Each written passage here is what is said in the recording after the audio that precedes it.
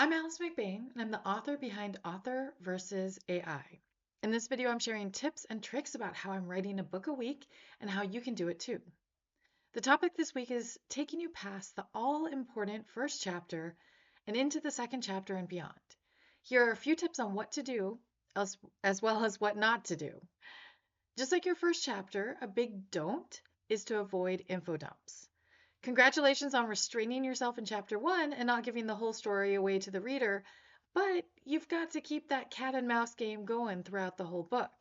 You might give the reader tidbits here and there, but if you find yourself explaining and explaining and explaining with no dialogue, no voice, and no action, then you've probably veered into info dump territory. And that's where a reader will get bored and close the book.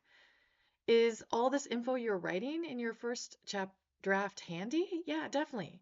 What I do is I keep a separate document just for my notes and bits of writing for my first draft that don't make it into my second or later drafts. This might be info that can be snuck into the book in some other way, through dialogue, action, etc.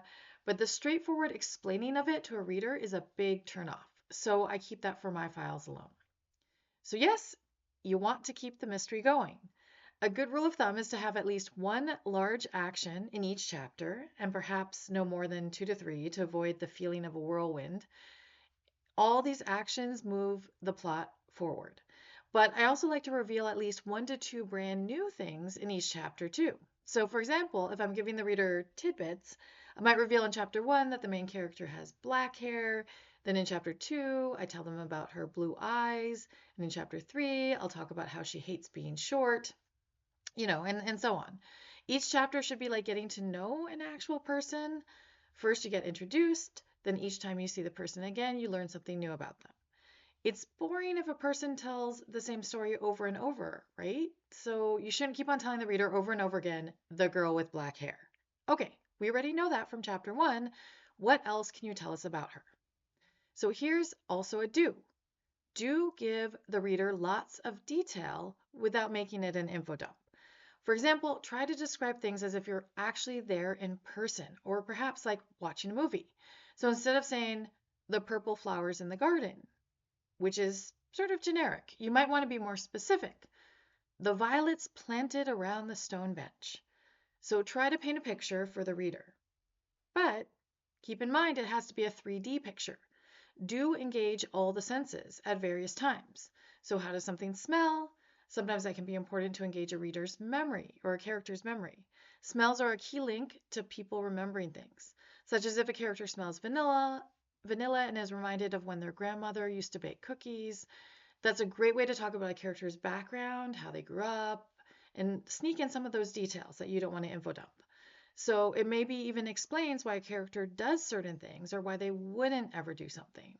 So it helps flesh out the character for the reader so they feel like a real person to the reader. Now I'm back to a don't. Don't over describe things though. Don't over describe things that don't directly engage with the plot. For example, the violets planted around the stone bench, they're background setting, not a key plot point.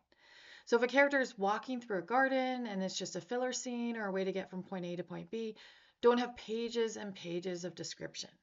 That slows down the pacing, but more importantly, it focuses the reader's eyes on something that seems like it should be important, but isn't. Then the reader will keep on waiting for the garden to come back and be important to the story, and then they'll feel cheated when it doesn't. So my rule of thumb for description is usually one descriptive word per noun when it comes to detailing background items. Sometimes in rare cases, maybe 2, but never more than that. Too much description will slow down the pacing and distract the reader. So I don't need to describe the fragrant and slightly open violet smelling like an expensive perfume from Nordstrom's and which had petals soft and fuzzy to the touch and were about 4 inches high, sometimes 5 on the edge of the violet patch. You get the point. Most of my advice on how to write a first chapter will also carry over into writing your second chapter and beyond. So be sure to check out my earlier video for advice about settings, story arcs, and cliffhangers.